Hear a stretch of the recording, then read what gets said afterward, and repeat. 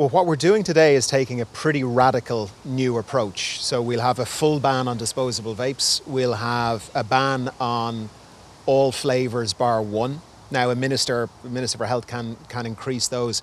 We looked at what's happening across Europe. There's 6 countries have bans on flavours. Most of them are down to just tobacco flavour. Some of them have tobacco and menthol. So that's a pretty radical move. And then plain packaging and restrictions on point of sale, I think, are going to make a big difference as well. Minister, just on the same issue, obviously the government has recently and today called to ban certain flavours of vapes, called to ban sunbeds, ban phones for under 16s. Obviously last year we saw the minimum unit alcohol pricing. Most recently we had many members of the government talking about trying to regulate the price of Oasis tickets. And I'm just wondering, from the perspective of the Irish public, when it comes to things like the crisis in University Hospital Limerick or the waiting times for scoliosis procedures for children, very serious issues in the area of health, is it not a little bit frivolous for you to spend your time talking about banning and regulating all of these areas of human life, which may or may not be worth banning, but is it your job to do that, I guess is what I'm asking. I think, thanks for the question, Ben. I think we have to be able to do both. We have to be able to take serious public health measures to keep children safe, and we have to be able to take really decisive action on some of the big patient safety risks we have, two of which you've mentioned. The overcrowding in UHL is a very serious patient safety risk. The spinal waiting list is something that is being tackled. It's not yet where we want it to be.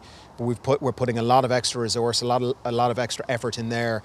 So I think you've got to be able to do both. And in fact, I think the common thread through various of the things you've mentioned there is safety, is public health and patient safety.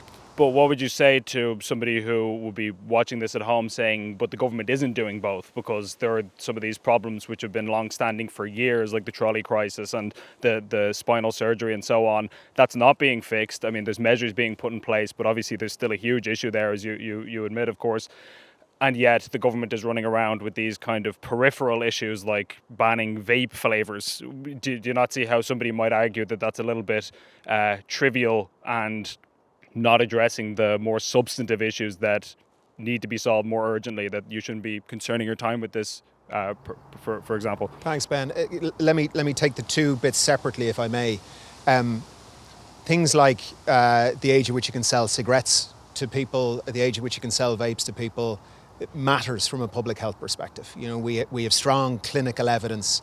I speak to respiratory physicians, you speak to oncologists, cancer doctors, and they're very clear that these measures matter, that these measures can save a lot of lives. So the measures we're taking, the public health measures we're taking, they're important, and they in years to come will save a lot of lives. You know, I think when we look at things like the workplace smoking ban, which came in years ago, I think we would all accept now that was a meaningful public health measure and has undoubtedly saved an awful lot of lives. So I think the public health measures matter. They are longer term, but I think they do matter. And then when we look at the big pressing urgent issues, and let's take the two you've referenced, waiting lists and trolleys, progress is being made, and it does take time. There is a lot more that needs to be done. If you take the waiting lists, so the waiting lists fell for the last 2 years. Our intention is that by the end of this year they will fall again. Critically, we talk a lot about the number of people waiting, but what really matters and is enshrined in Sláinte Care is the time people are waiting.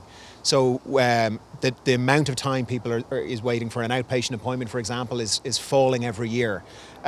These are hard yards. There's been a lot of investment and a lot of hard work by our healthcare professionals, but the waiting times are falling.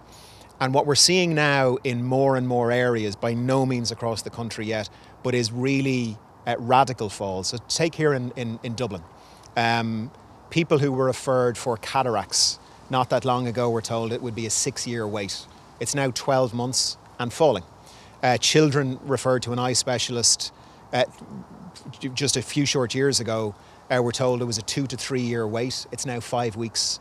Women referred for to see a gynecologist in Sligo. We're told they'd have to wait 4 years. It's now 4 weeks.